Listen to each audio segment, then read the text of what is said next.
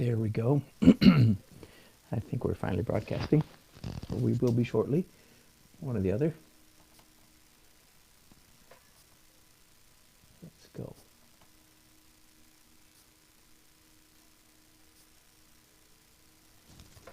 All right, I'm going to proceed assuming I'm on.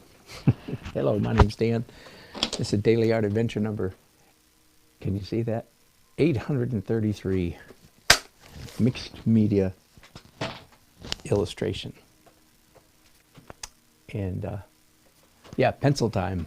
Let me move you now to a better vantage point right away. Looking straight down on my drawing table. So here's the job. I actually did a broadcast on this last week when I was doing rough sketches for a couple different jobs, and this was one of them. So I did this real rough sketch, sent it to my client, and he said, why don't you add, oh, Uncle, they loved the iced tea, by the way. I think that was you. Isn't that funny? So I added it when you mentioned that in the chat, almost as a joke, but they liked it.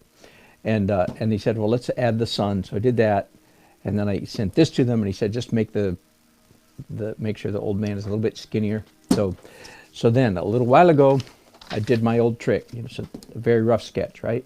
So I turned this page over, and with my light table, traced it onto this side. Much cleaner, as you can see. So this is all messy. The perspective is off. The porch post is leaning, and so on, all that kind of stuff. So cleaned all that up here, and then just to tell you the process that I go through, and then I scanned this into my computer, and then blew it up, enlarged it. I think you can barely see this because you're looking at the back side. So I blew it up, found a nice piece of Bristol board. And so now the next job then is to draw it again. Turning on my light table, turning off these lights. As you can see, I have a lot of things that I can adjust. I like lots of control.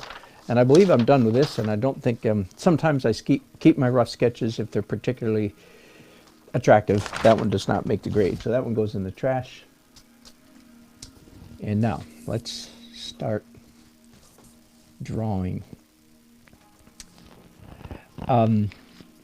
This is the 6th, I think, illustration in the series. Let me interrupt myself. Say, here's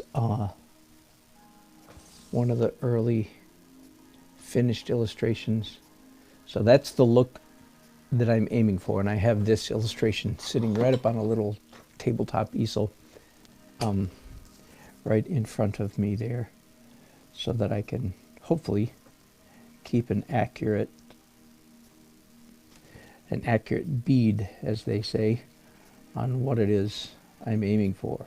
So definitely this is pencil time.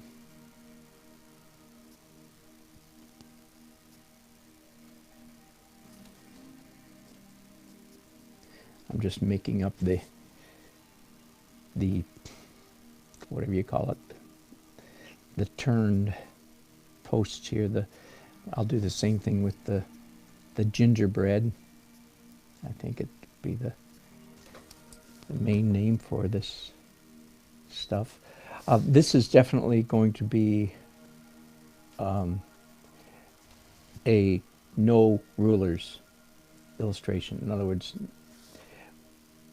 natural feeling, organic lines, rather than the technically accurate lines that you can draw with a ruler. And I fear that this drawing process is going to be just a little too boring to broadcast a whole lot, so we'll see. I might broadcast for a while and then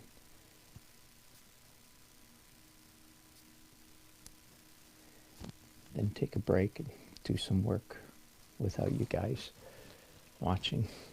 We'll see.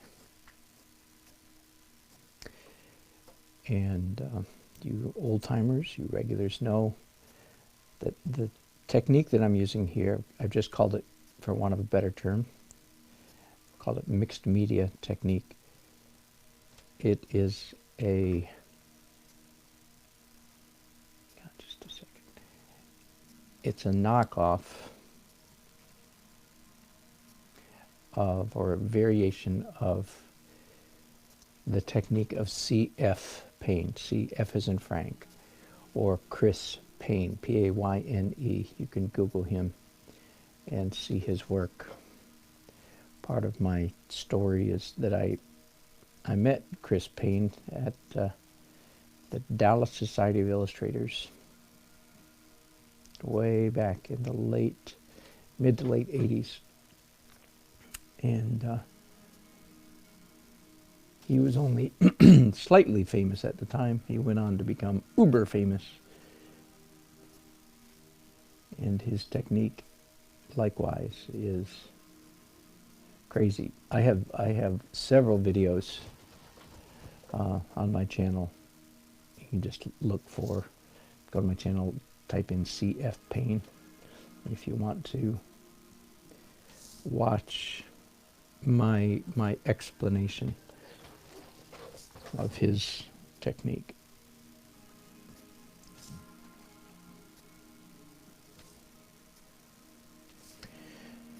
But I'll go ahead and tell you what the technique is. The first thing you do is a simple outline drawing.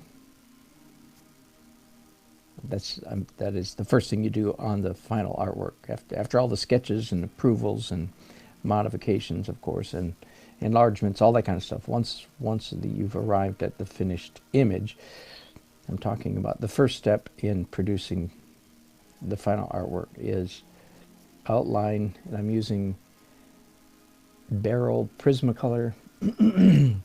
I've sharpened the name off this one, so Barrel Prismacolor, pretty much standard in the industry, standard colored pencil product. And just a second.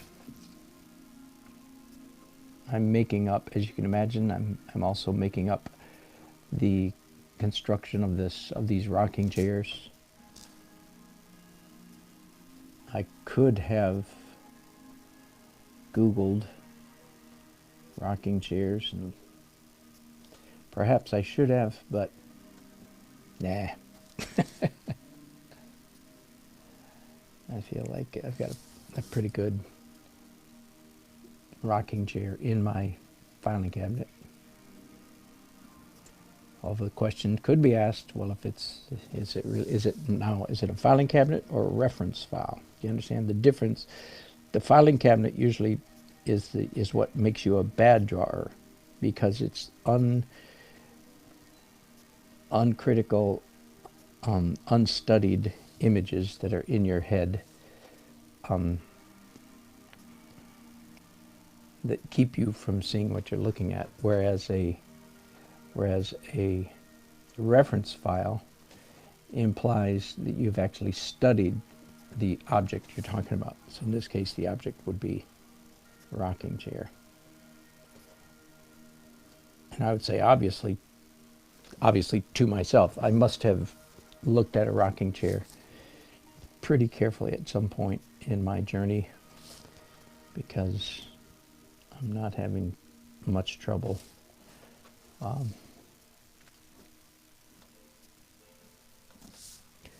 rendering this chair.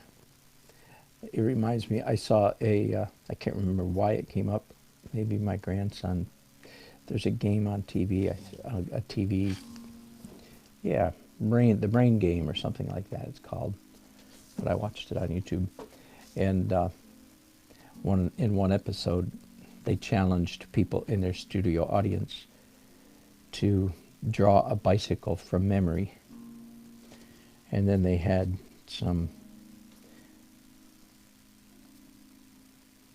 skilled builder, welder person backstage, they must have been a week later or something, built the bicycles according to what the people drew. And of the 10 or 12 people who drew bicycles, only one of the bicycles was rideable. The others were absurd in their construction. And I'm not saying this to show off. It was just, it was a surprise to me, I guess, again, because I've been me my whole life. I don't know about you. I have been me my entire life. And so I've been pretty artistic my entire life. And it was quite a surprise to see how poorly, if you will, ordinary people, if you will, could not draw a bicycle. It's like, it was a little bit of self-awareness for me. It's like, oh, wow, really? Wow. I didn't think I was fantastic at drawing bikes, but evidently I am. It reminds me of this drawing a rocking chair from some kind of memory.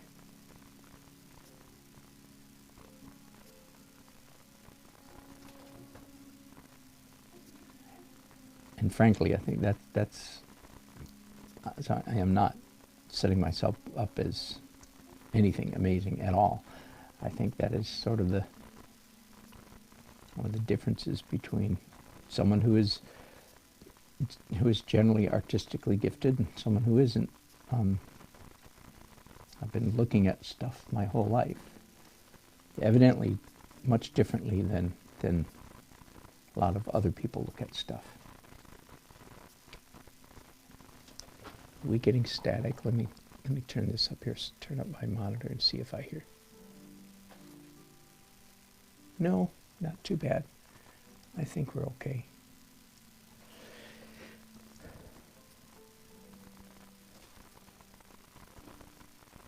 Oh, now as soon as I say that, we start getting some static. Sorry, folks. Let's unplug the power and see if it helps. Oh, it did. Okay.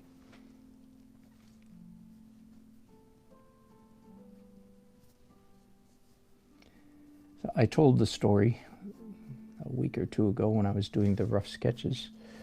The story behind this illustration, I'll go ahead and tell it to you again. It got us into a whole topic. I don't necessarily want to get into it again. But this illustration is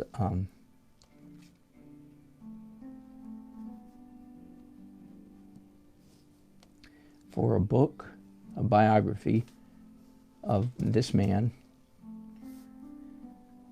known primarily as Major James Coker. So he was a major in the Confederate Army in the Civil War. And he went on against much hardship and whatever, overcoming all kinds of adversities, not the least of which was a musket ball that shattered his hip, left hip, I'm trying to remember. Anyway, shattered his hip in the Civil War, and he nearly died. It's really miraculous that he even survived at all. And the story that this illustration is showing is Major James Coker and his son. In 1915. So that's 50 years after the end of the Civil War.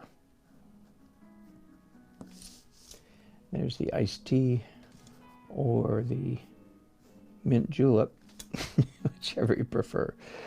Whatever people on their South Carolina porches were drinking in 1915. That's what that is. So in 1915, Major Coker and his son were sitting on the veranda, otherwise known as a porch, of his home somewhere, Florence, I forget exactly, somewhere in South Carolina. And they looked up, and through the gate was coming an old black gentleman.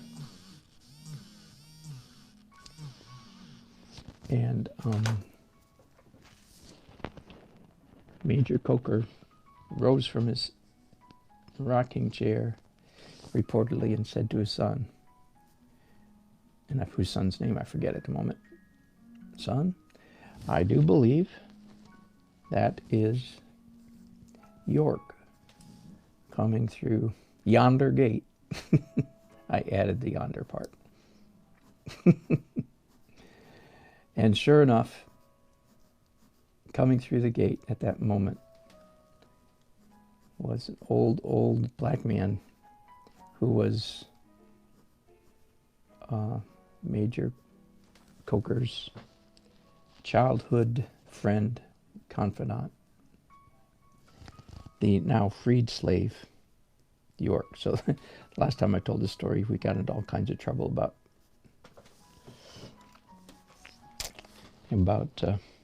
history and American history and so on and so forth.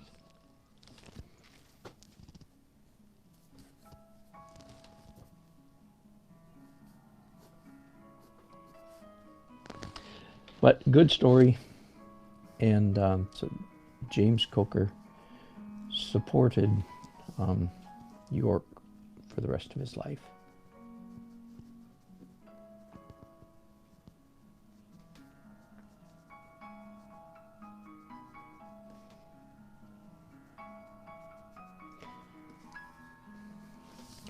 So my client, as he's writing his book, evidently I hear from him about every 6 months, my client, and he comes up with another, like, oh, I got one more. I always think it's the last one. Got one more illustration. So that was the case here. I heard from him about a month and a half ago. So great, love it, glad to do it. I make a little bit of money. Not a ton, but it's better than a poke in the eye.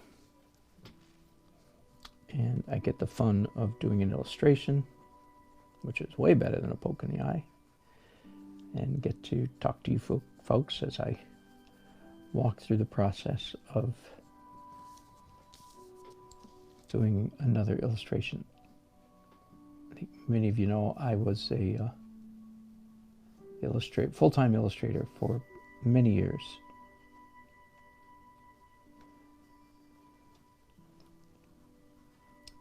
It is amazing actually how many like OPA, Oil Painters of America, how many OPA masters, good painters, were in fact illustrators earlier in their careers.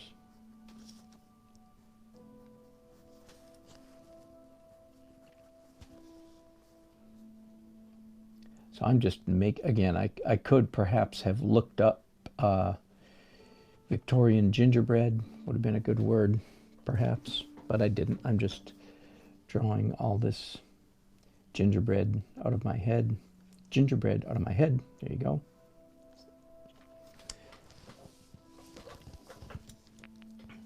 And I'm just about done. I feel like his head's a little bit too high, so let me take a little bit off here.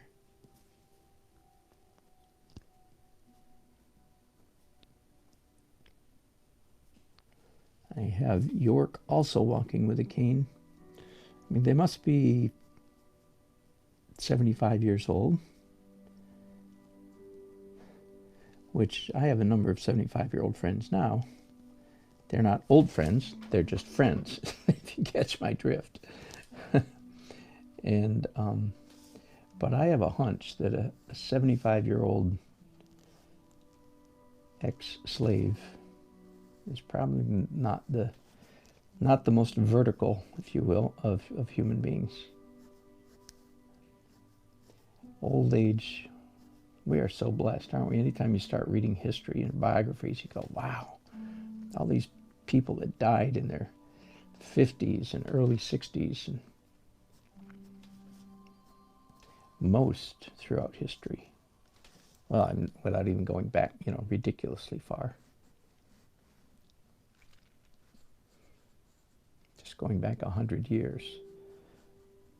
So many people that we admire expired at age 63, and nobody seems particularly shocked that he was so young.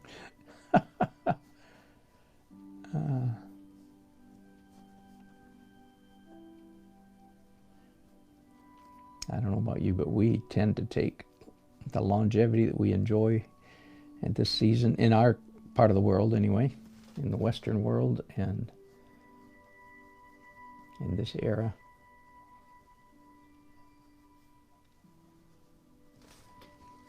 Then you read a little history and it brings you up really quick, like, whoa.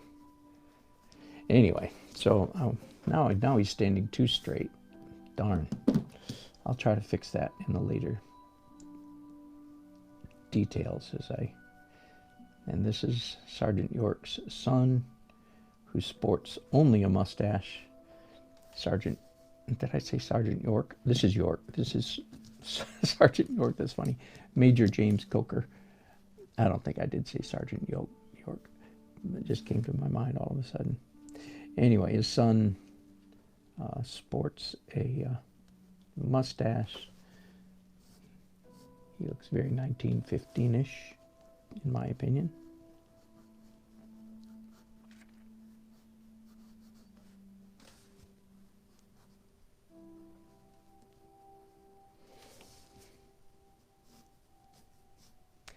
My client was quite specific in his instructions,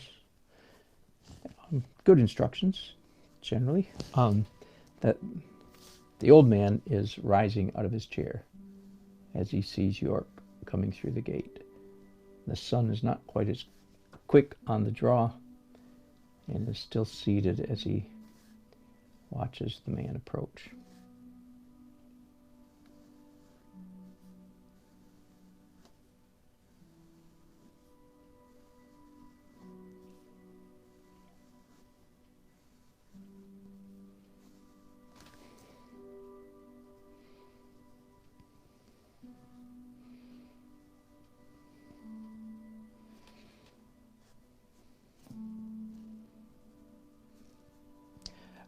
By the way, I don't know if you can see this well enough, but when I say that I'm tracing a drawing like this, I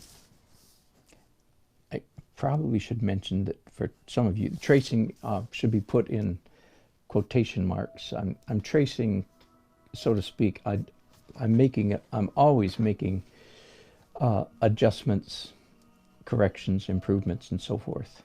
So I'm not slavishly tracing. I do the rough sketch so until it's close enough, and then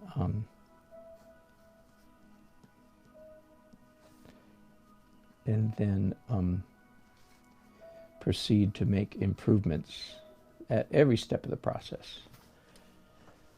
All right, so that didn't take too long, did it? Only half of you fell asleep. The other half went to get some iced tea.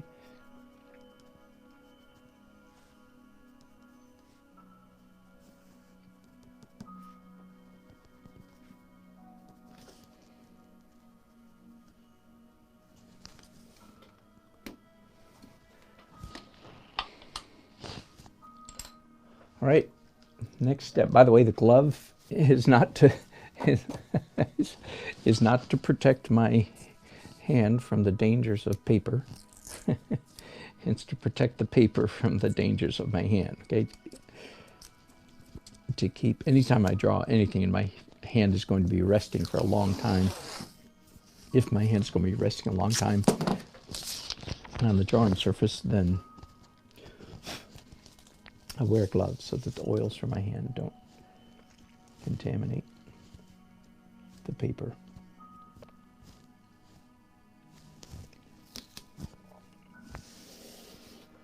Oh, I see the first illustration that I showed you a while ago.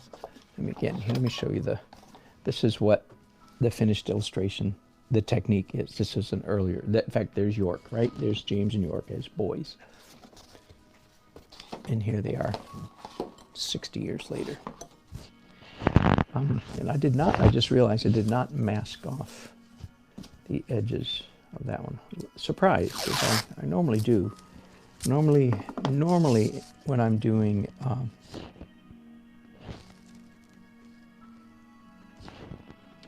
oops, I forgot to draw something, so hang on just a second. Normally when I'm drawing on paper, I mask off the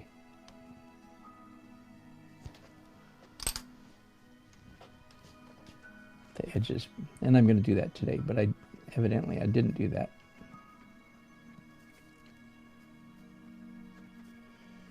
Again, once again, I'm drawing this southern turn of the 20th century southern porch from memory or from imagination. Not very high. I've certainly seen a lot of southern porches, so it's not a big stretch. I'm trying to indicate spindles here along the top of the porch. They're turned.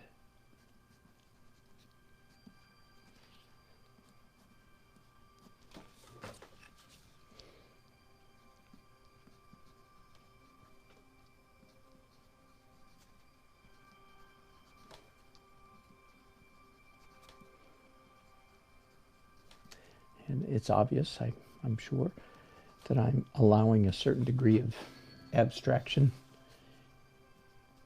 in this illustration. It's not attempting to be a super tight photorealistic illustration at all.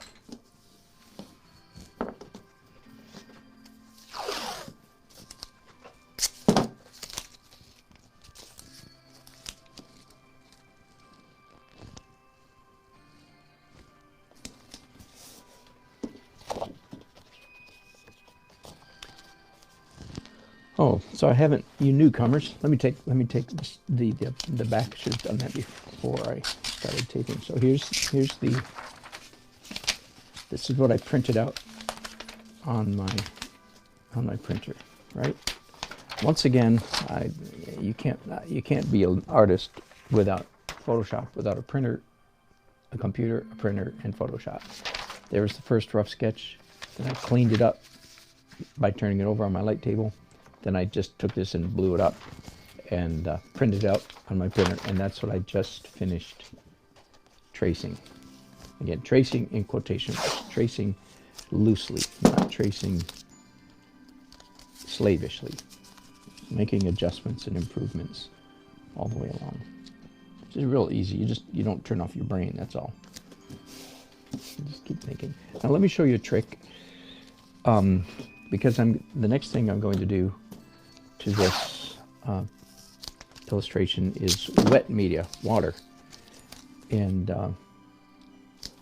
this is single ply Bristol board, sort of a heavy paper, but not extremely heavy. Not extremely heavy either, but not extremely heavy. And this is as far as I know, sort of an old watercolorist trick. If you're using 140 pound instead of 300 pound paper, just put a crisscross of tape across the back, and it will help keep the paper from curling up. I guess I'll do two more. I suppose if you covered the entire back, that would be the most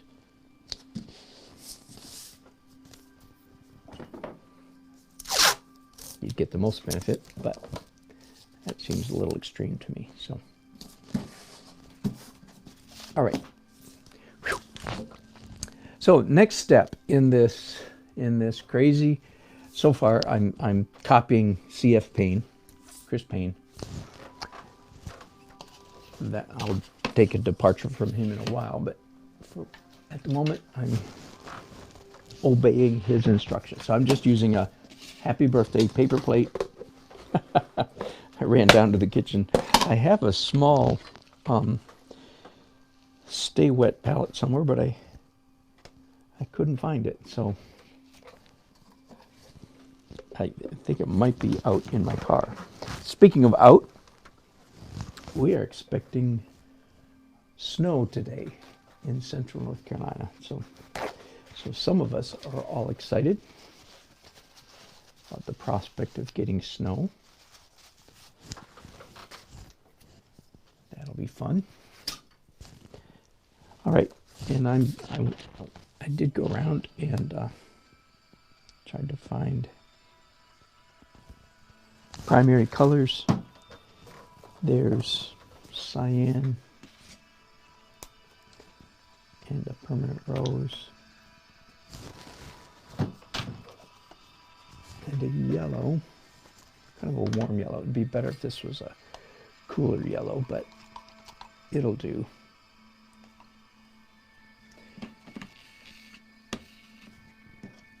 And then, whoops, I didn't open in advance. I would like something darker than all of those.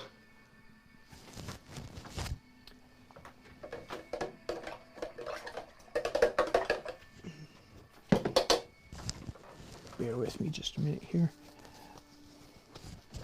I'm going to run across the room and get not a hammer. I'll grab a hammer if I had one, but it's in the closet and would require opening a toolbox. So the trick for opening acrylic bottles or jars. That didn't work. Let's try it harder. Sorry about the racket. Whew. Perfect. It worked. All right. Good. In fact, I think I'll just leave this in a jar here. I can dip into that if I want to. All right, so the next step, the next crazy step in this technique is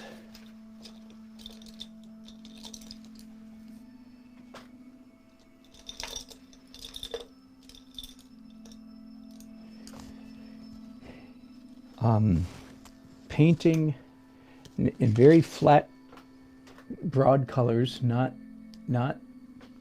modeled, not rounded, not shaded, just simple coloring book style flat colors. Now, here's a very important trick from Chris Payne. The white on my palette right there is gesso. That is very important. It's a nice, it's good quality, very toothy gesso. All these acrylics, of course, as you know, are going to dry really fast, so I'll keep spritzing it as I go along.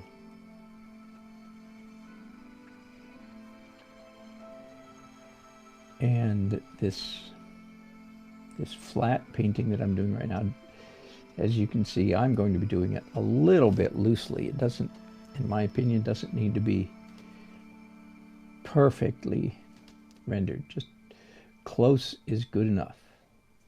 So I'm doing a blue sky. So everything will be painted just flat local color. Very simple, very childish, very elementary, very coloring bookish.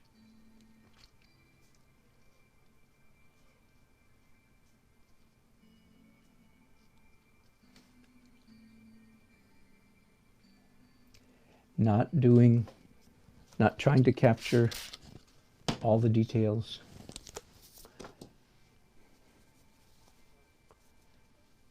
Because you can paint over.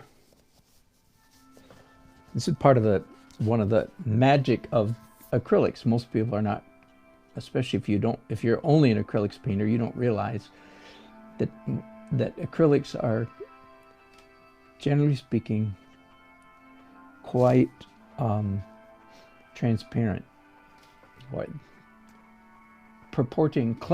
Thinking to be opaque, they're transparent, which means they end up somewhere in the translucent realm. Does that make sense? Halfway between opaque and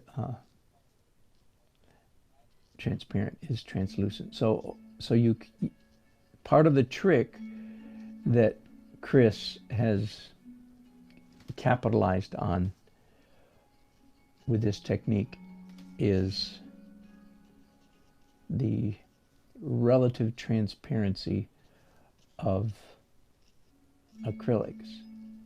So when my paint goes across on top of my pencil lines, I am not losing the pencil lines. They get pushed back, they get diminished considerably, which is just fine. Especially, again, if you go look at Chris's work, you'll see he carries this to an extreme degree. When he's finished, you don't even notice the outline stage, I guess I could say. His drawings, his illustrations do not look, I would say, do not look outliney at all. You don't look at them and say, ooh, cartoon, or a coloring book. No, you don't. It doesn't. Bear with me just a minute.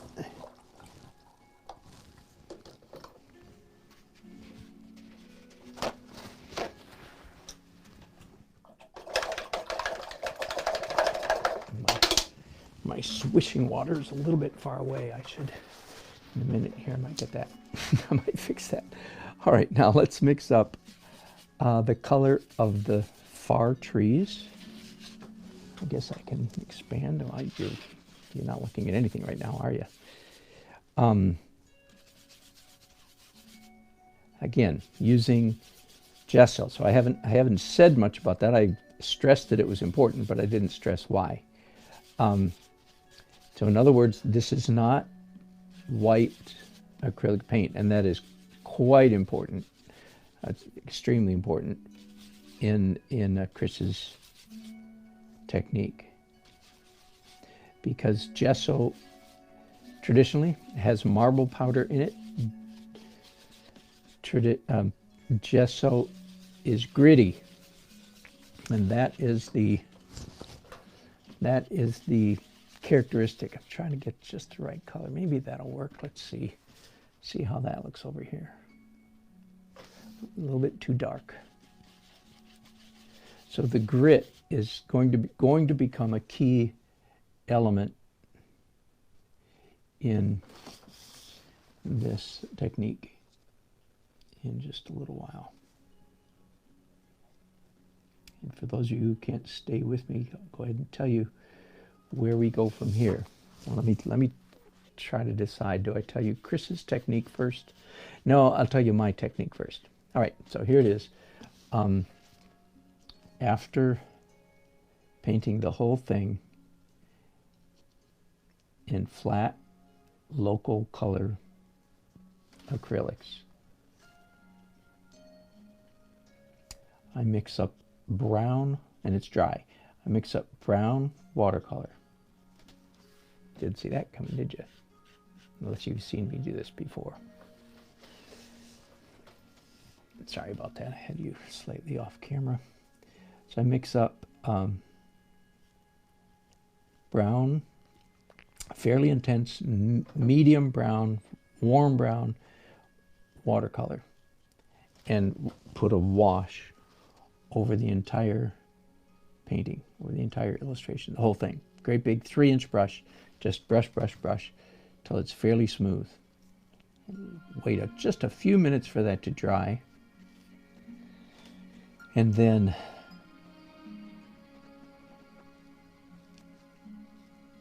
what I'm going to be doing, now this is where I depart from Chris Payne, even though I've done several in his technique. The series I'm doing for this book I'm not following Chris's technique all the way through. So after watercolor, then I take brushes, Q-tips, rags, whatever, and lift out. So I paint in the negative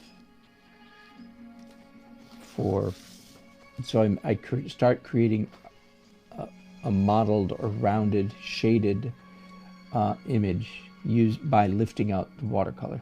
Does that make sense? And then I run downstairs to the garage. Outdoors is very important that this be done outdoors, not indoors.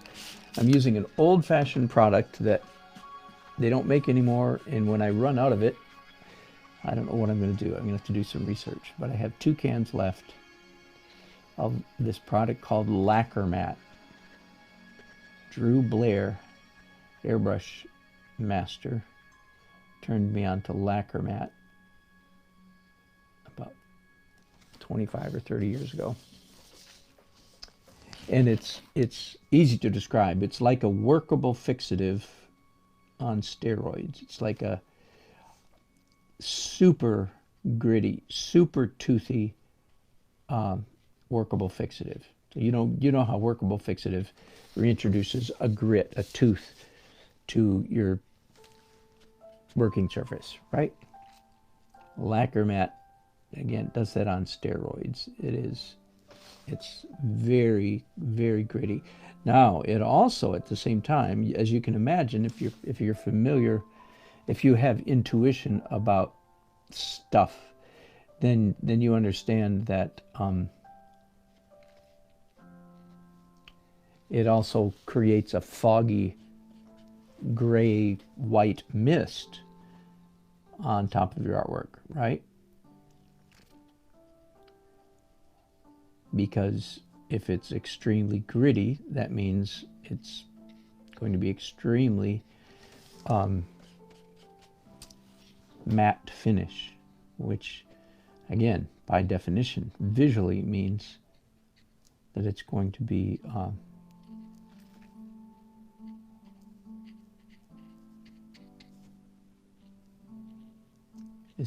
white light pale. Let me show you the finished illustration again, so you can see. You can actually, I don't know if you can tell, but you can actually see that effect, the effect that the lacquer matte had on this whole thing because of the pale, pastel-y feel of all, especially the background there.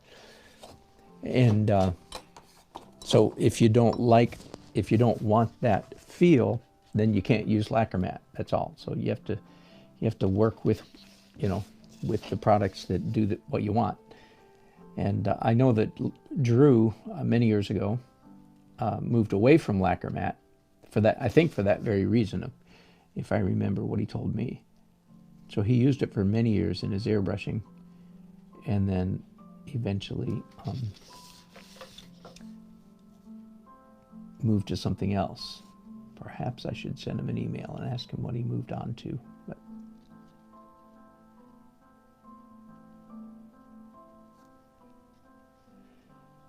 all right, so I was telling you technique. I got stuck on lacquer matte, so let me move on. After then spraying it with lacquer matte, then what I'm going to do for these illustrations, what I've been doing, is I'm going to pastels, and specifically pastel pencils. So I have a whole bucket of pastel pencils here ready to go. And as all you pastel people know, in spite of those 150 or so pencils, 120 maybe, I still don't have all the colors I want, right? That's the curse of being a pastel artist. It's like, oh man, I want one this color, right? And then you really serious people, you start manufacturing your own. Yeah, I know. Tell me all about it. I've never gone quite that deep into I enjoy pastels, but I've never gone quite so deep that I'm manufacturing my own. We'll draw the line at I'll roll my own. That used to be an expression back in the days of smoking. I didn't smoke. I mean, I remember hearing people say, I'll roll my own. Maybe it was a TV commercial or something. I don't know. Back in the day when you could have TV commercials for smoking.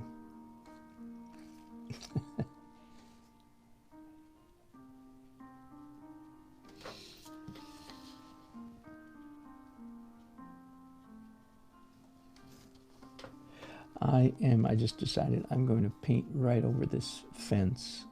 I'm not going to, this fence in the distance, I'm not going to try to paint around it. I'm just going to paint over it, and then I'll come back and paint it white. Oh boy, I sure hope I just about wiped it out there. Oh, and here's part of the drawing that I forgot.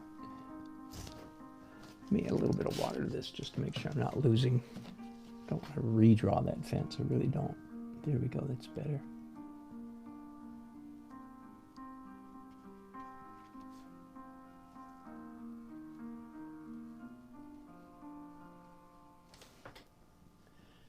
So the color that I'm aiming for with this dull bluish green is just that, dull bluish green atmospheric perspective, right?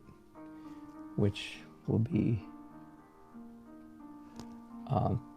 accentuated quite a bit with the pastels.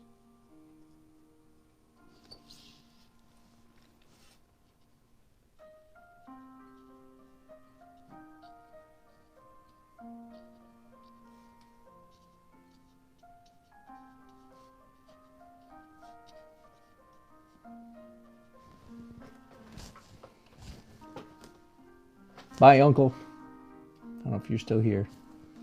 How many minutes ago was that? Oh, a long time ago. Sorry, I'm sure I missed you. I've been completely ignoring all my chats. I'm sorry about that. I'll go back and pick them up here in a few minutes, folks.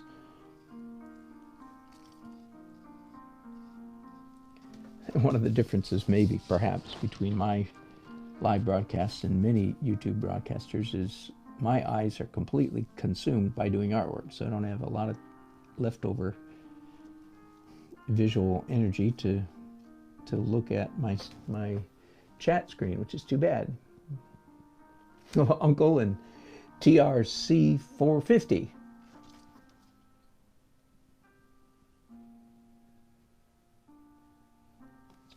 Uncle, you have to use slow dry. I don't. You're gone. Sorry about that. Hello, Delwar Hussein.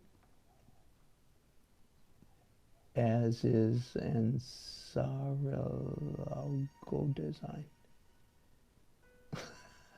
I'm sure I butchered your name, whatever that, or your link that you put there. Anyway, thanks for watching. Let me just step across the room and get another jar of water to clean my brush with.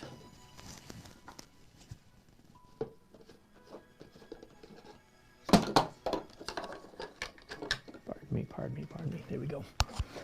I won't have to reach across the camera. All right, I'm painting and I'm painting in a very simplistic, dumb manner, you could say. Just painting from not dumb, I mean, but traditional. Dumb in that you don't have to think, because it's a very traditional manner in which to paint. I'm looking for a little better brush here. There we go. Just what I'm looking for.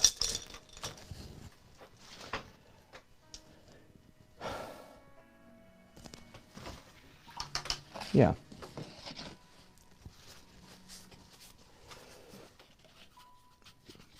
Once again, the white that I'm using here is gesso. Not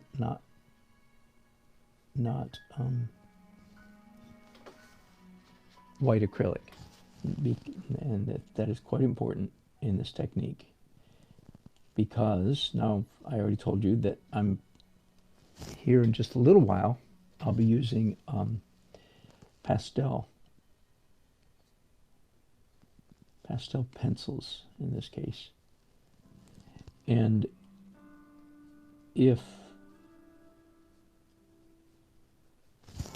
I just used regular acrylic paints, they would be shiny, slick, and smooth. Now, yes, I'm going to use a very rough lacquer matte, a product called lacquer matte in between. But even so, the lacquer matte all by itself really doesn't quite provide quite a toothy enough surface. So, get a sip. I have this wonderful mug, by the way. Let me a little commercial. And a little thank you to my buddy, who sent me this. He noticed watching my broadcast. See the light? That's a little light right there. This is connected to my phone via YouTube, via Bluetooth, and the mug has a heating element in it. The outside is not. The outside of the mug is not hot, but the inside of the mug heats up your coffee. So I just drained the last sip of my cup of coffee, and it was still nice and hot. Imagine that. It's a real treat. Thank you, buddy. Buddy up in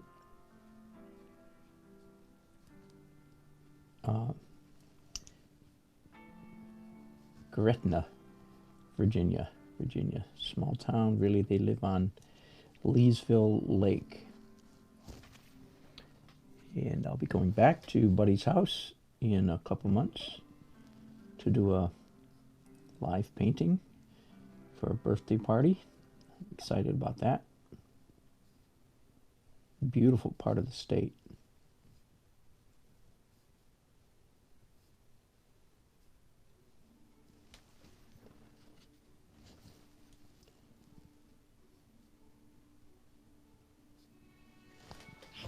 I'm glad that I didn't try to paint around this fence. This is working just fine. And yes, I can still, I don't know if you can see my little lines there, but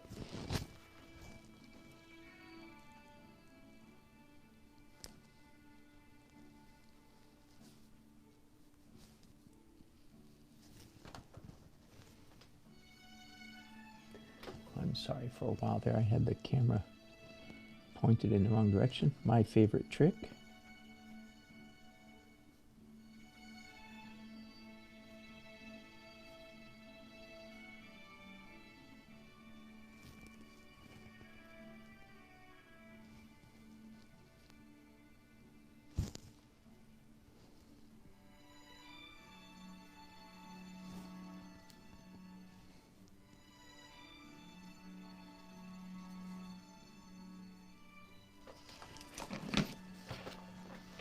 Now listen, I'm the first one to admit that this is not very exciting stuff.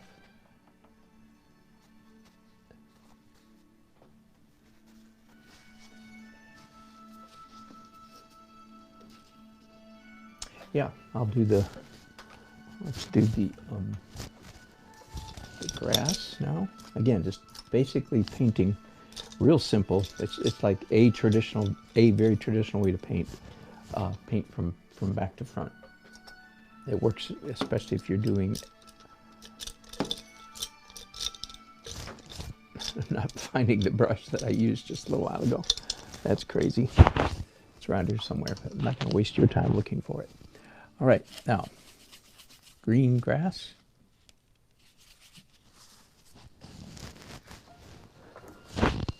My palette, as you can see here, is not working very well. My paints are too runny, and if this was a level surface, it would work, but it's not. So, oh boy. All right, green grass. Oh no, it can be greener than that, or yellower than that, I should say. Make sure it's got some gesso in it, because I don't want it to be too shiny.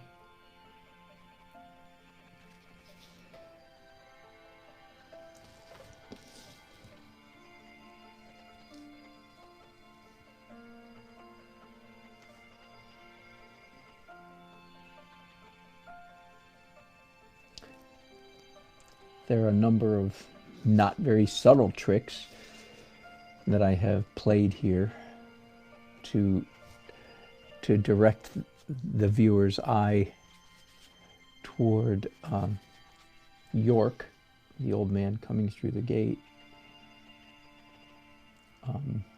The main one is this zigzag, this Z-shaped path. No, I am not. My first impulse was right. This brush is not working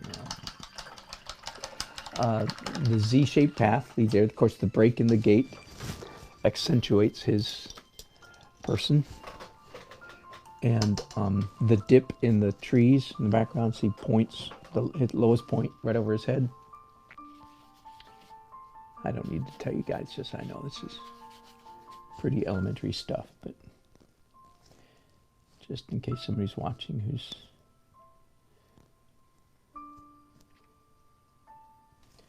maybe fresh to the business.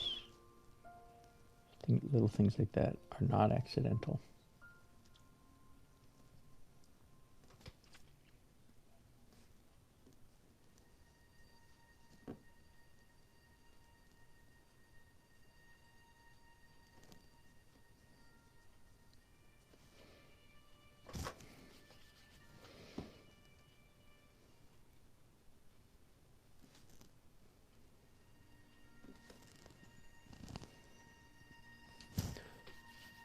I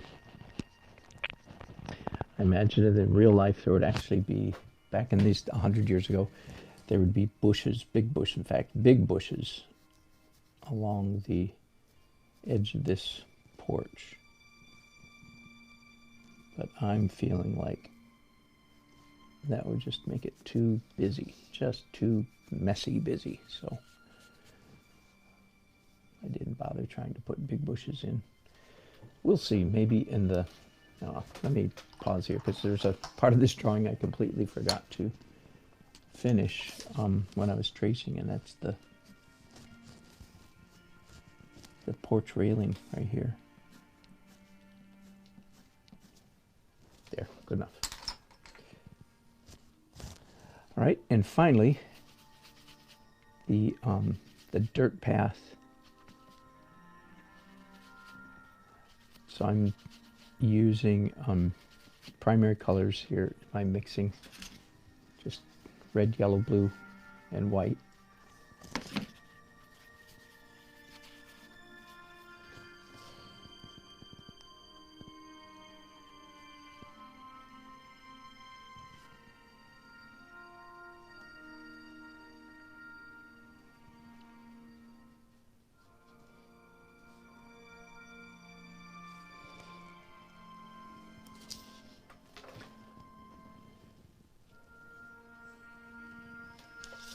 I have often wondered how Chris Payne, again, that's the person whose technique I am largely emulating in this illustration, even though I depart from him. He did not use pastel. That was my decision on the very first illustration that I did for this client, a year and a half ago or so.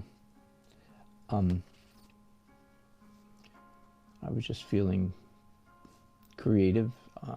It's part of the downside of being creative. You can't stand to do the same thing twice.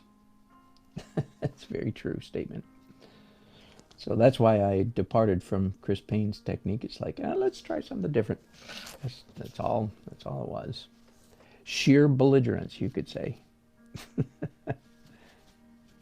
If you want to say that, you can say it if you want. Okay, class, you probably missed this broadcast. What color are tree trunks? What should be, let me put it this way, what do you think should be your default setting for tree trunks?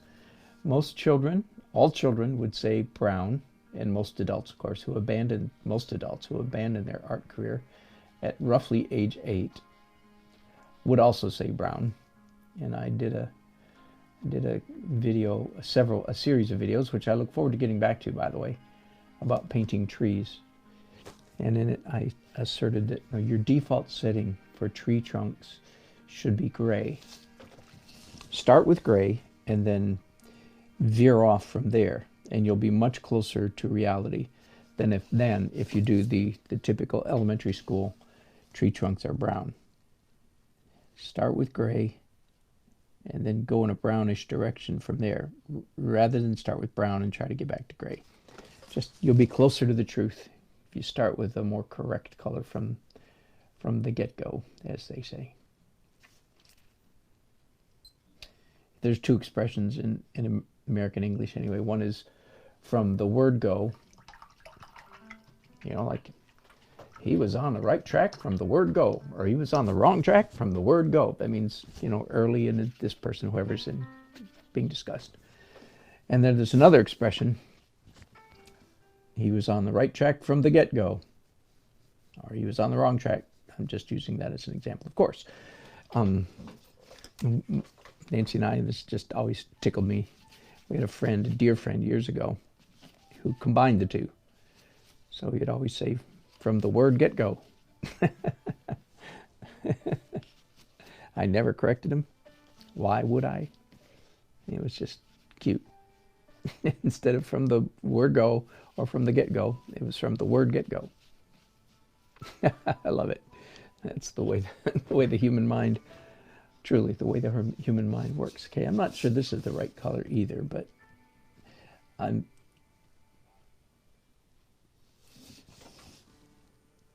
yeah, I think that'll do.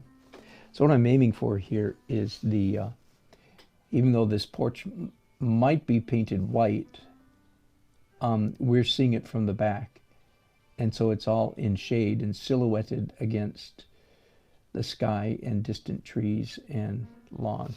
So I wanted not quite that dark. I wanted a mid-tone cool gray. My guess is that in the later stages I'll put a very subtle or very fine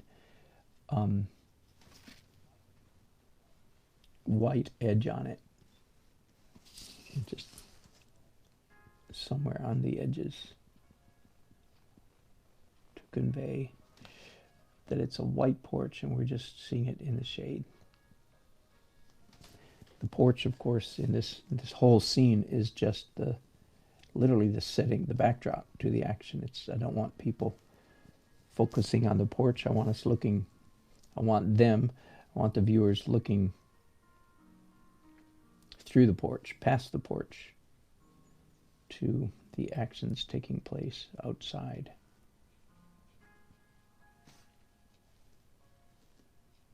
Oh, that's the third way that I have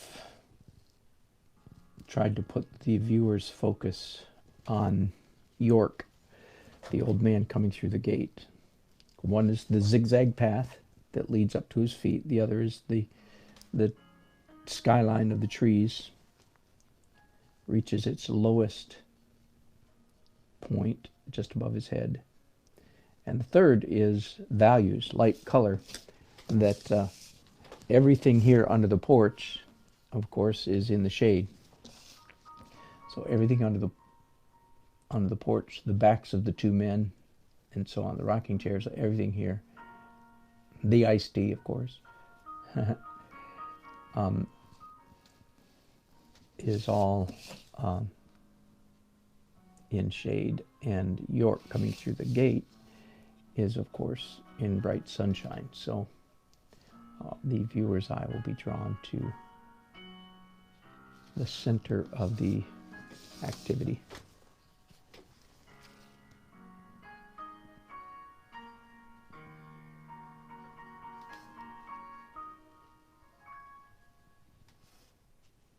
And again, as you can see, my painting is a little bit sloppy. It doesn't have to be perfect, I don't think. There'll be more perfection and more details, more refining coming up in all of the subsequent layers.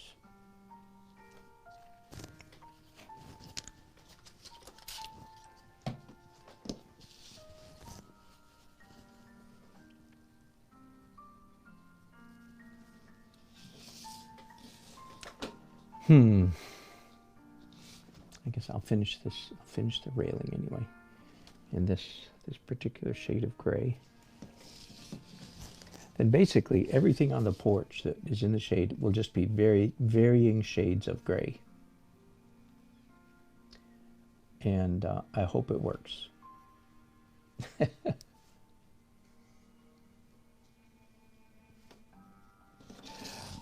I hope to do a broadcast this evening. I'm doing a live event painting at an event in downtown Raleigh. All this is assuming that this snow that they're promising is heading our way won't cause the event to be canceled. So far, it has not been. They know the snow's coming, and so far they're saying let's go with it. So we'll see. Anyway, I hope to do a broadcast with you guys.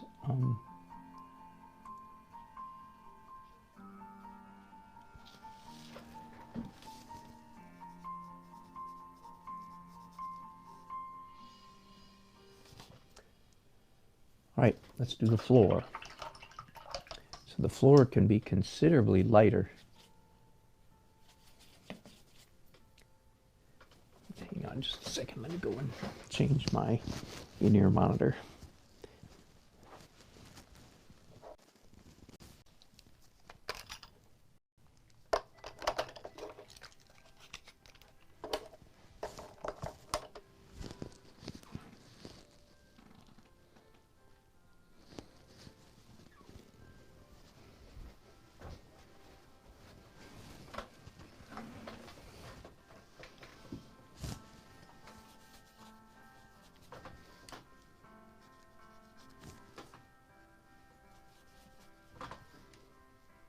I was afraid of that. I won't give you the details, but I'll just tell you that my monitor system is not working. So I've bought so many in-ear monitors over the last 3 years, probably 6, 7 sets, and they've all died. Makes you think I should buy more expensive ones, doesn't it? Well, I tried that too, and they died too. So we'll see.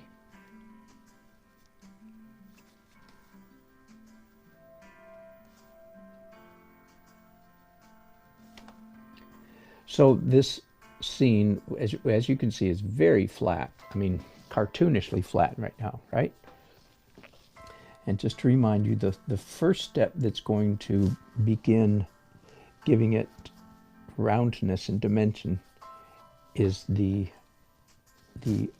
watercolor wash that will be put across the entire, with no discrimination whatsoever. The whole thing will be washed with a medium warm brown watercolor. And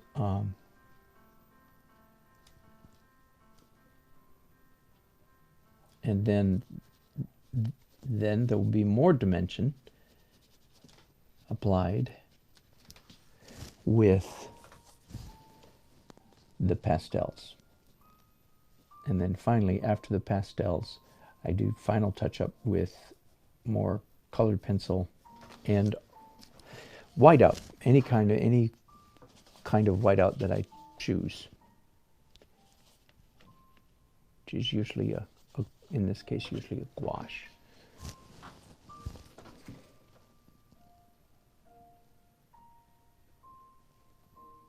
One of the lessons I learned the hard way a couple years ago when I was experimenting with Chris Payne's technique was in this acrylic, flat acrylic stage, you cannot leave any of the paper bare, which is tempting to do, because if some part of your image is supposed to be white, then the watercolorist in me says, well, I'll just leave it white. But that leads to very bad results, because I forgot to paint the railing there. Leads to bad results because then the watercolor wash that you put on it doesn't behave the same way on bare Bristol board that it does on this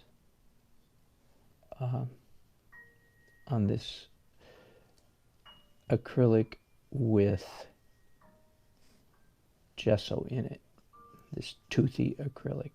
There we go.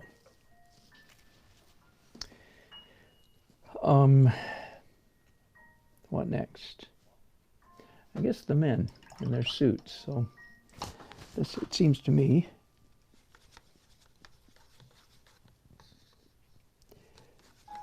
Southern gentlemen, even though I think they're crazy, I think they were crazy.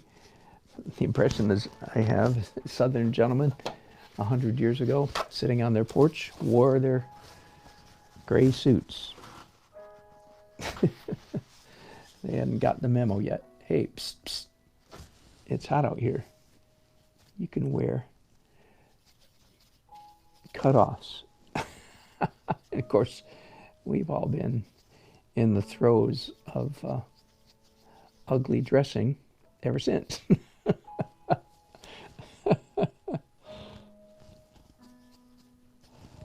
My generation, think about it, the ugliest dressers in known history. Think about it. There's not one period of human history where people routinely dress as poorly as my generation.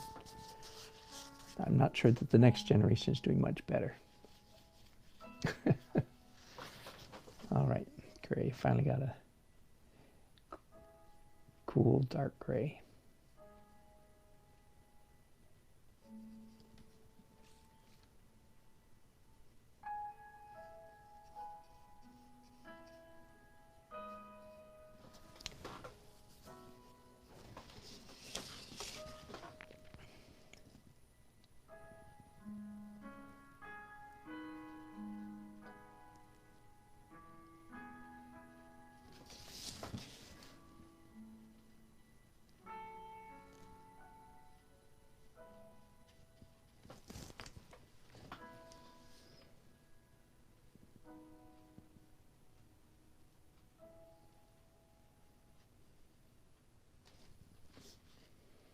At about this point in my painting process, I'm thinking, you know what, I didn't charge this client enough. I'm not charging enough for this amount of time it's taking. That kind of feeling comes over one, I think, fairly frequently in the illustration business. It's like, oh man, I did not charge enough for this. It was taking way too long.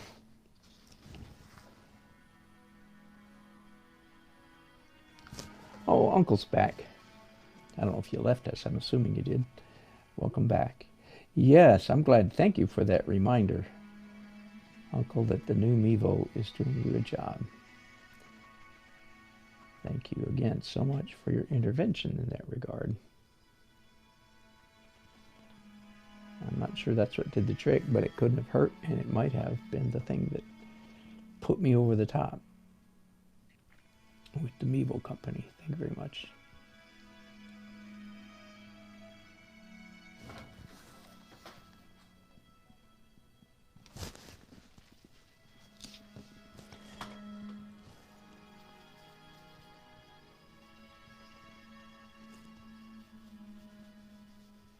Make the son's suit underpainting color slightly different than the dad's, just for variety, so it doesn't look like they're wearing exactly the same thing.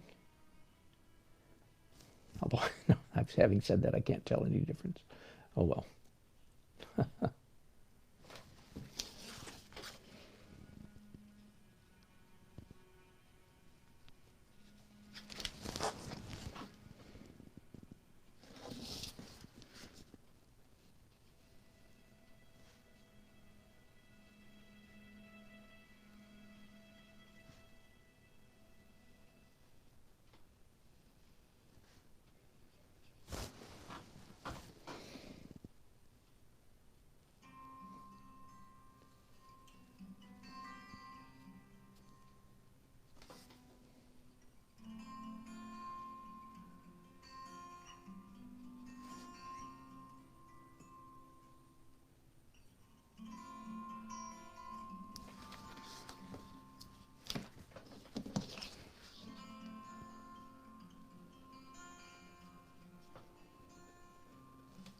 I'm not saying much.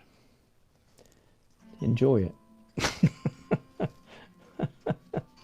It's not very often I run out of stuff to say, so.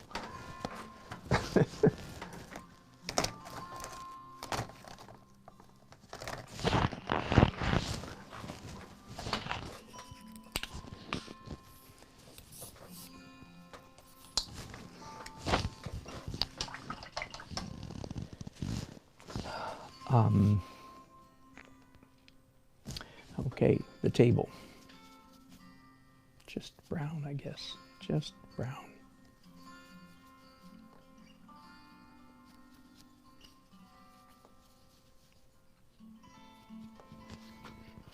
Again, just here's my messy palette. What a mess.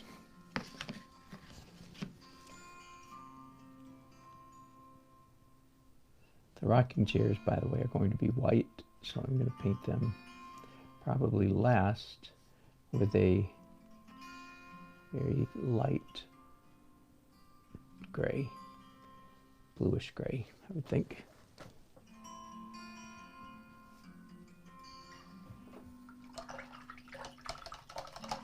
Oh, let's do the man's cane.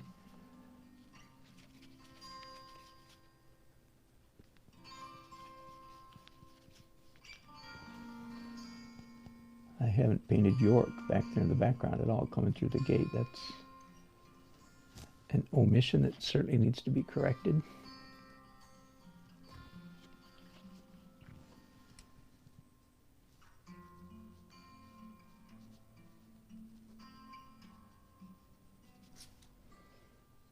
I think I'm getting messier as this.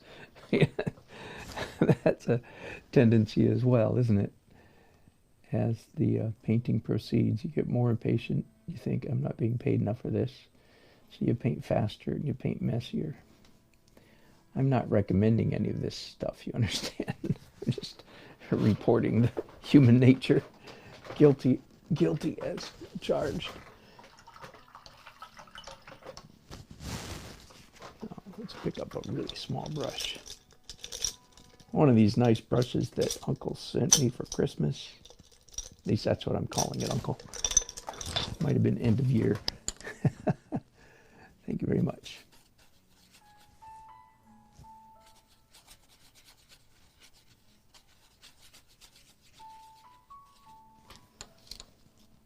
Okay. Ordinary blue coveralls on York.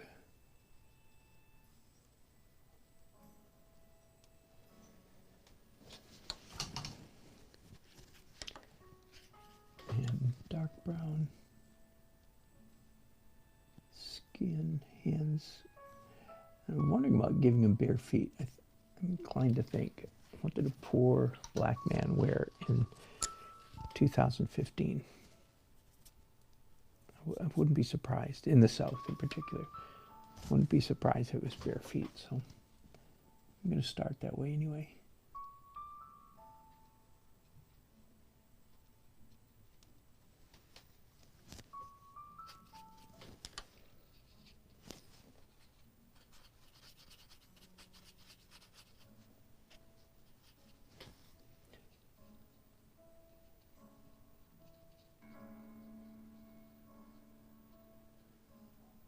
White hair, white beard, white sleeve. So I am looking for, now I've got the, as far as I can tell, only the rocking chairs to go yet.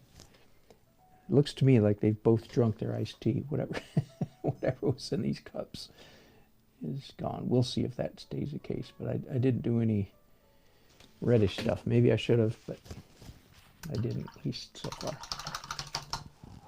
Whew. All right, so let's paint the rocking chairs pale dirty blue. Then I'll be on to the fun stuff, off to the races.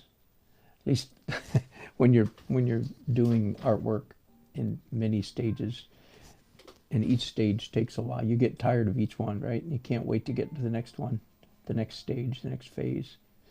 Then after 10 or 20 minutes in the new phase, you go, oh, this one's boring too. This phase is just as meticulous as the last one.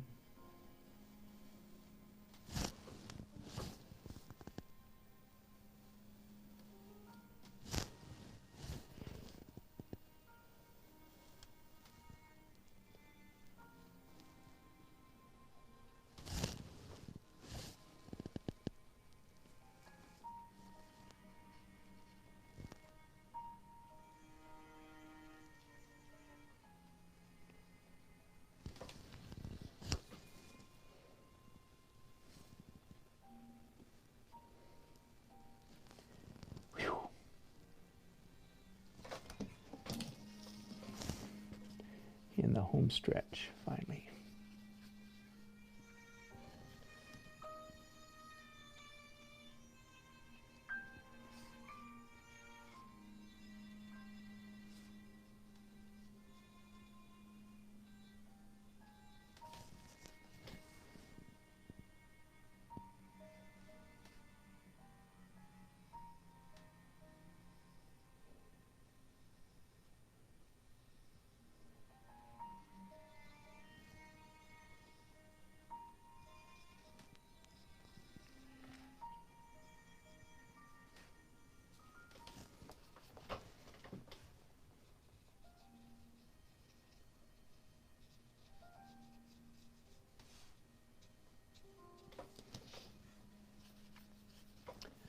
Isn't that a funny technique, eh?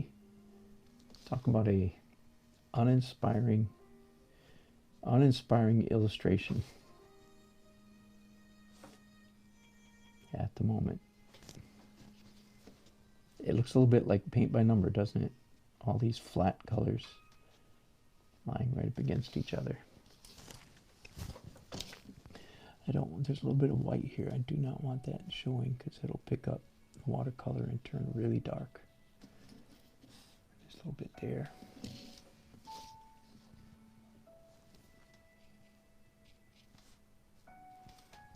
All right, I think that's got the whole thing covered. I'm hopefully done with this crazy batch of acrylics.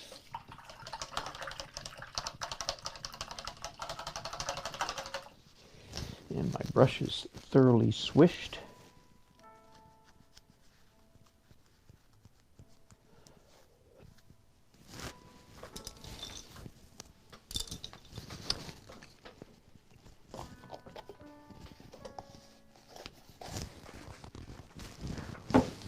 Okay, forgive me here, just a minute. I'm going to pick up a hairdryer and try to speed up this drying process. Sorry for the noise. Bear with me just a minute.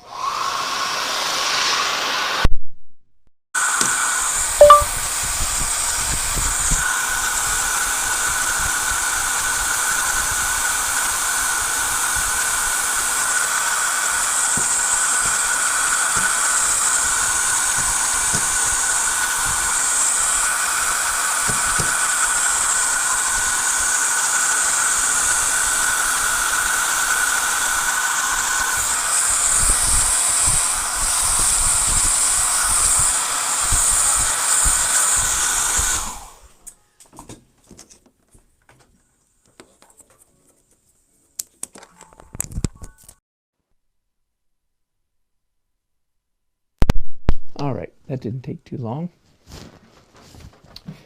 Now, fun stage number 1. Walk over here and get one of my watercolor trays. I'm not sure which one. I guess this one will do. I'm going to level off my drawing table for a minute here. And let me get a big watercolor brush.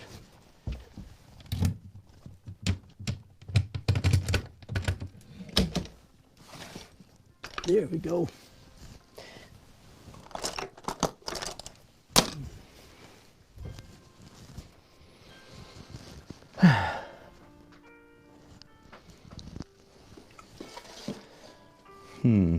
I guess this will work. No, it won't. This hardly ever happens, but I've run out of brown watercolor paint. There, let's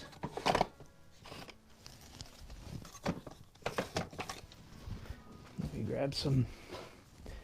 You guys are getting more of a tour than I expected.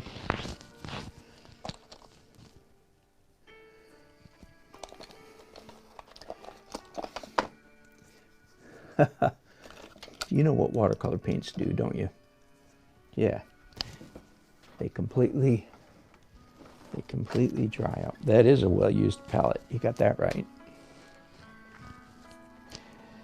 Watercolor paints dry out in your tubes, right? making a mess of my fingers. I don't like messy fingers. Let's see if I can just get some. This is Van Dyke Brown. I love Van Dyke Brown. I heard years ago, I don't know if this is still true, somebody can look this up. In oil paints, I heard years ago, now maybe they fixed it, I would guess somebody has, but traditionally, Van Dyke Brown never dries. Like, technically, literally, oil,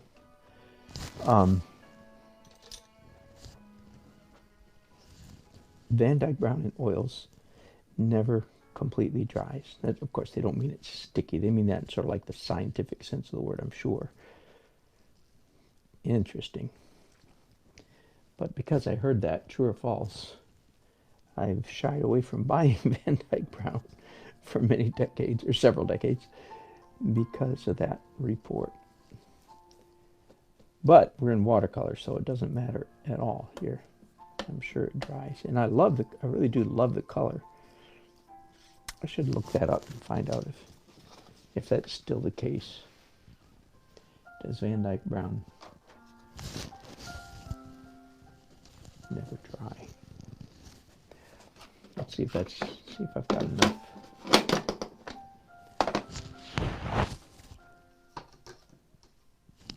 See if I have enough brown now.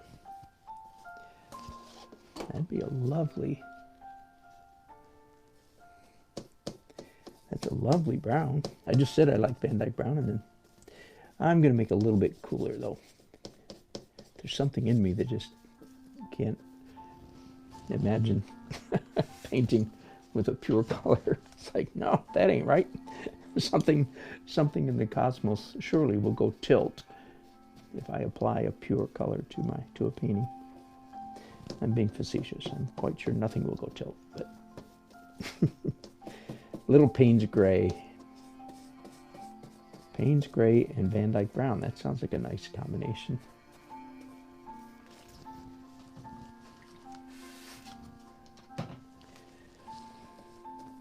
Yeah, that's better. I didn't want it quite as pretty as the Van Dyke by itself. I want a little more dirty. All right, so here's how this goes. Ah! Are you screaming? I hope so. That would be an appropriate response to what just happened.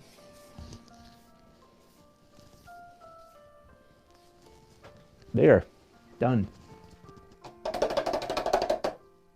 Now, let me look at that again, because it might be a little bit dark. No, it is a little bit darker than I normally do. But I think I can make it work. Okay, so that didn't take long, did it? Let's put this watercolor stuff over here to dry out. Get rid of the watercolor paints. I'll put those away later when you guys aren't looking.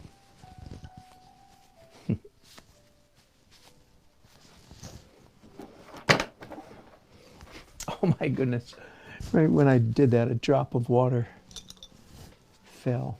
Oh, good grief. Look at that. Exactly what you don't want to have happen.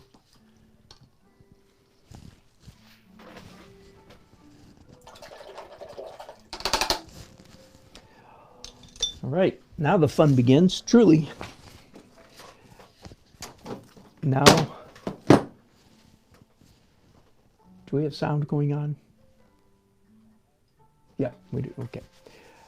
That is really dark. And alas, I did not run downstairs and raid my wife's bathroom drawer for Q-tips. And I use a whole bunch of things besides Q-tips, but they make a nice tool. Okay. Sorry about this. I'm going to take a quick 5-minute break. I also don't have any Kleenex here. So I'm going to leave a chat here. I'm going to be gone for less than 5 minutes, I'm sure. Come on, come on, come on.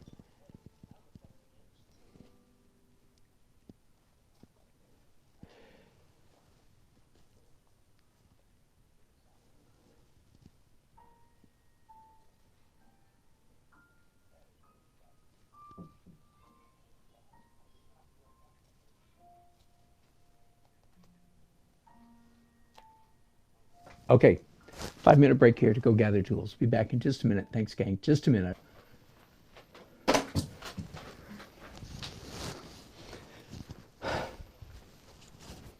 All right, I think we're back. Was not a very profitable trip. My wife only had 4 Q-tips. Yeah, sorry about the little break there. Anyway, it's enough to get started. So back to glove to protect paper. So anybody who's joining me right now, this has, I'm happy to say, has nice tooth. You can hear it probably. Can you? Yeah. All right.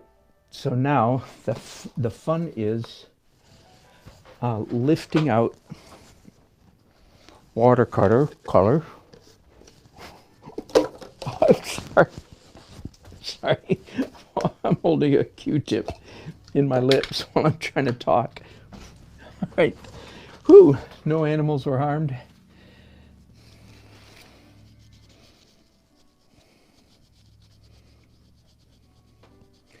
Okay. While I'm doing this, I've already told you the technique I'm going to be using for this illustration, for this series of illustrations. Again, here for anybody who just joined us, here's a finished illustration done in this technique. That's the look that I'm aiming for, because it's for the same client. So the same book that he's writing, biography of his great-grandfather. I've described to you the technique I'm using, which is, okay, now I'm lifting out watercolor. I just did a watercolor wash over the whole thing. And these fingernails are driving me crazy. Hang on just a second. I'm not vain. I just don't want to get this, I don't want to get paint on my artwork because I've got it all over my fingers. Well, maybe I am vain too, but that's not the point at the moment. I'm not just vain. I also care about not messing up my artwork. There we go.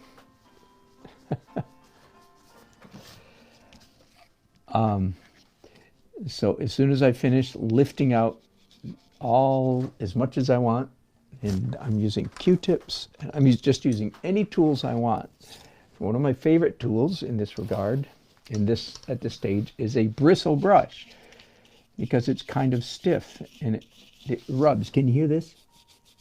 No, you probably can't, but you can hear it scratching on the gesso that's in the paint. And then, of course, just a tissue, otherwise known as Kleenex.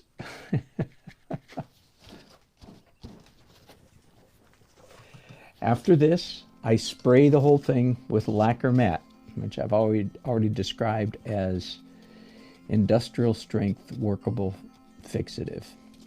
It's a strong, very grit on steroids, I said also.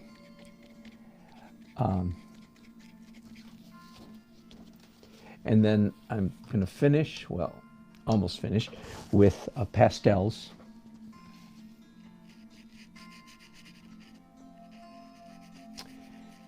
And then a little bit of detail in gouache, and black pencil. But anyway, you're already beginning to see the charm of this technique that Chris Payne made up. The charm being, as I lift out the watercolor. So I'm working on gator board that now has a layer of acrylic with gesso. That's important, right? The fact that it has gesso, because I can feel it. It's very toothy, so that's very good. Whereas if it was pure acrylic, it would not be toothy at all. It would be very slick, like plastic, right?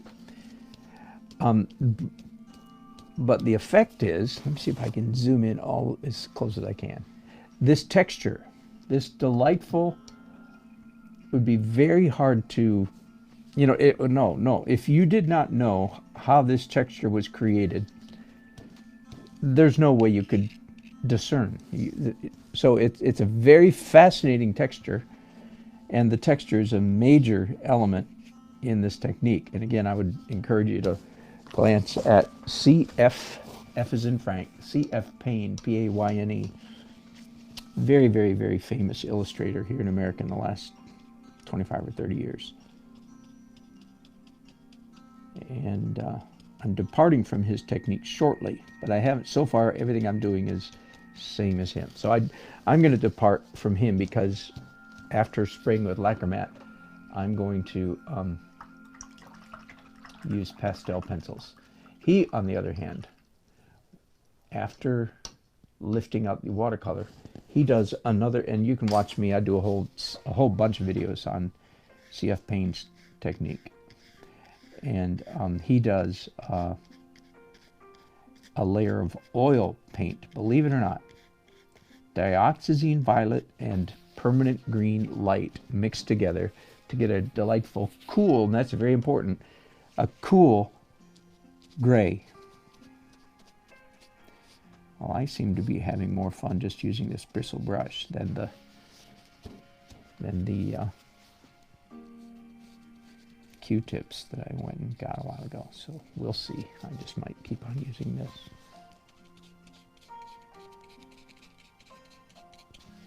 So Chris, what he does is do another complete whole cover over the whole thing. Oil with, I'm trying to remember the medium that he uses. I think liquid, I'm not sure. I could have to go look at my videos to remind myself. And then, after it dries for at least an hour, or overnight, his oil, which is applied very thinly, so it's dry in an hour. Which makes me think it must be liquid, but be that as it may. Maybe it was turpentine. It might have been turpentine. Anyway, then he lifts, he negative paints, then using a kneaded eraser. Isn't that crazy? So Chris Payne does two phases, two stages of reverse painting, of lifting up. Two stages of lifting. And then he finally finishes with Prismacolor colored pencils and either oil or acrylic paints, which, as you know, if you do acrylics, and that's completely breaking a rule, you're never supposed to do acrylics on top of oil, which does raise some question as to the archival staying power of C.F. Payne's illustrations. I do not know the answer to that question, so I'm not going to pursue that any further.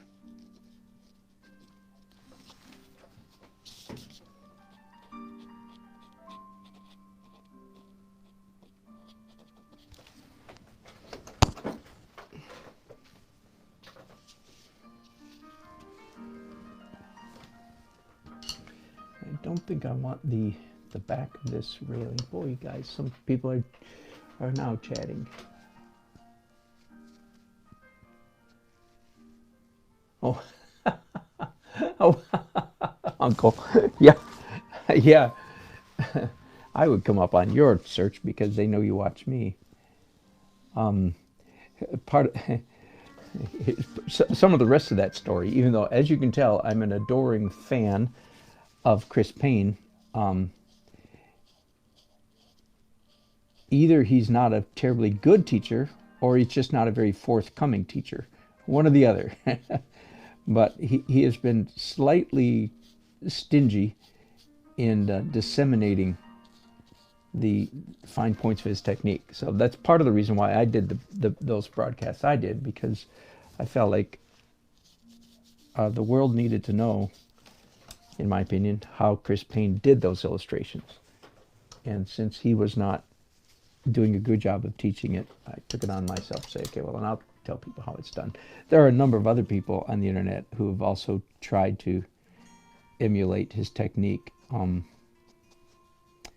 some of them to not great effect. I'm sorry to say. I'm not as good as Chris either. I could get pretty close if I stuck with it, I think. All right, that right there, again, the effect that I'm achieving there. This is, we're looking at a porch. I don't know what you call the railing along the top. Kind of like a skirt, maybe, comes down. That is both the color and the values, and most importantly, that is the texture that I'm looking for. It's kind of hard to describe. It's a very organic texture.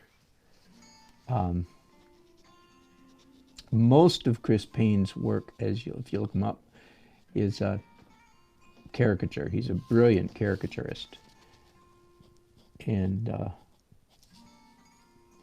they're done in this technique. So he does some architectural and some landscapes, but his focus is certainly on the caricature, and this technique is just utterly sublime. I want to sound like it. I want to sound like I'm from the Northeast here.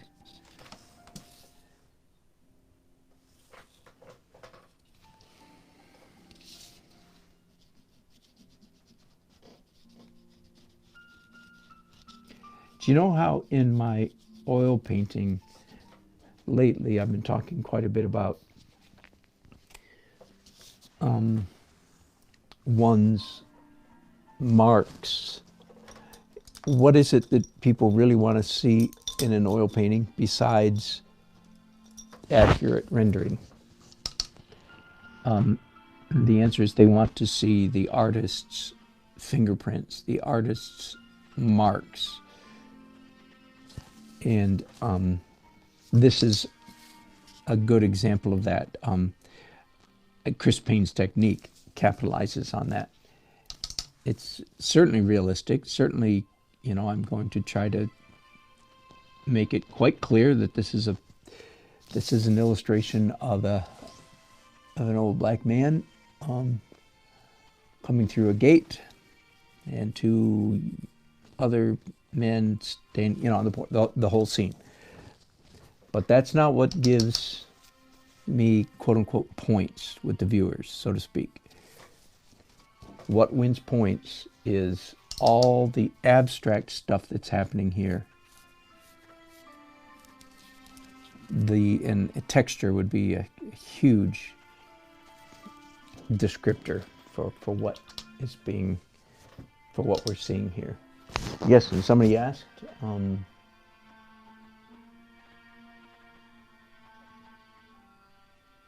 oh, Susan just went back and saw your chats. Yeah, so this is the CF Payne technique that I've done several videos on in the past, except that I'm going to depart from his technique shortly. But this is basically, I did a simple,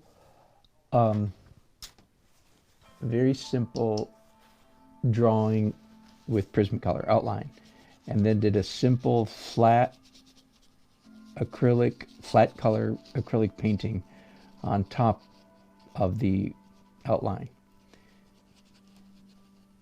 And the acrylics had, yeah, you just affirmed my point, Susan. I just said if somebody didn't know what I was doing here, there's no way you could figure out what it is I'm doing. So way to go. Thank you for coming in right on cue.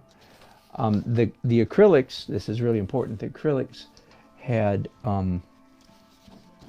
gesso. Instead of white, I used gesso. So the acrylics here have a lot of tooth. It's very scratchy. And then I did a mid-tone, you know, fairly intense brown watercolor over the whole thing. And that's what I'm lifting out right now. So this is the first layer that shows any modeling, any shading. Like these trees back here were one flat color, but now I'm going to make the top of the trees lighter, and it's going to get darker down here as it gets close to that fence line. I'm not very happy with do something I've never done before. I'm sure it's legal. It just has never dawned on me. I'm going to repaint a little bit of brown right now because I got too much of this trunk. It got too light.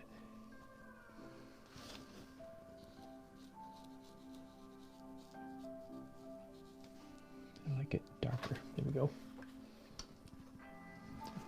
New tricks every day, eh? So I'll have to remember to add that to my description. If you want to, you can add more brown. and then once again, lift it off on the sunny side of the tree. So I am going to stop this broadcast here shortly because I just fear that this is just a little too boring. So I think I'll end the broadcast and I'll finish lifting out, and then I will go and spray, not paint, I will spray lacquer mat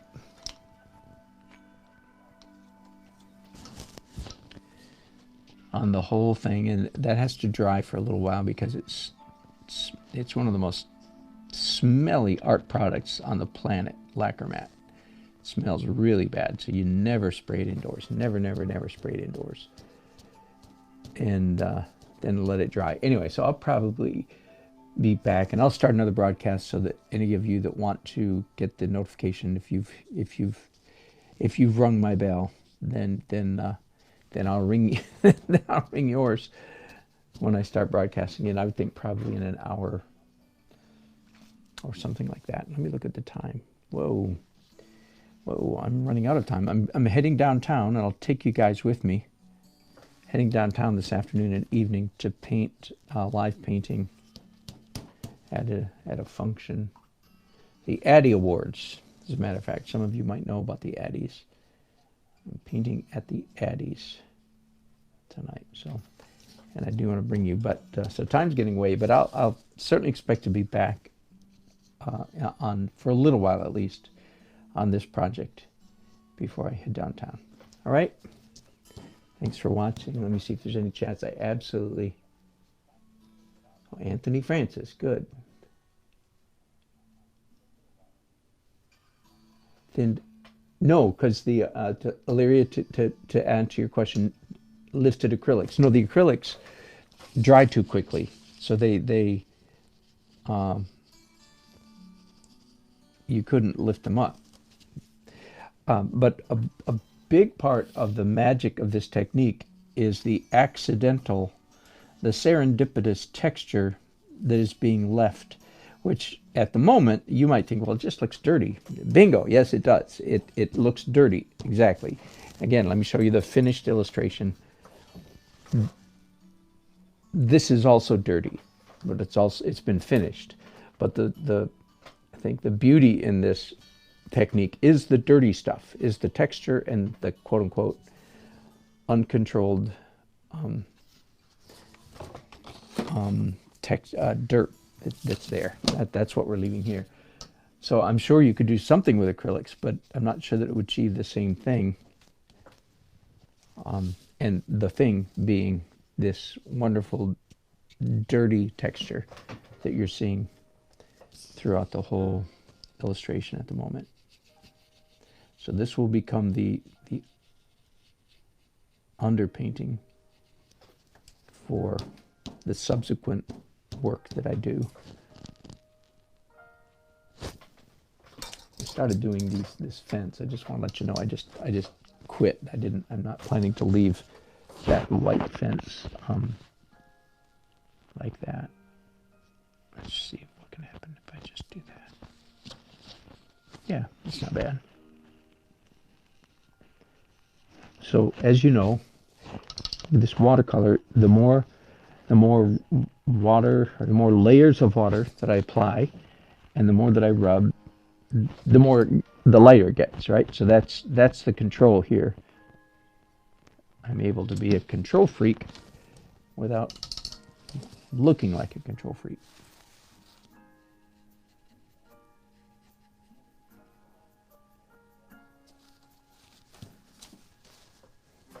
Yeah, see, that's much better.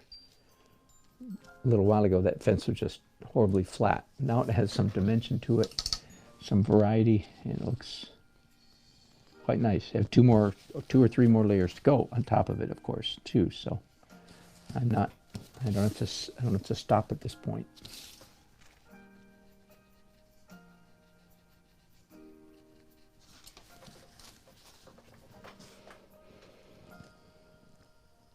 Yep. All right, I'm going to take off on you guys. Thanks for watching, and as I said, I hope to be back. I'm going to finish this, spray it, and then I'll invite you back when I start doing the pastel pencils. Okay, thanks. Bye-bye.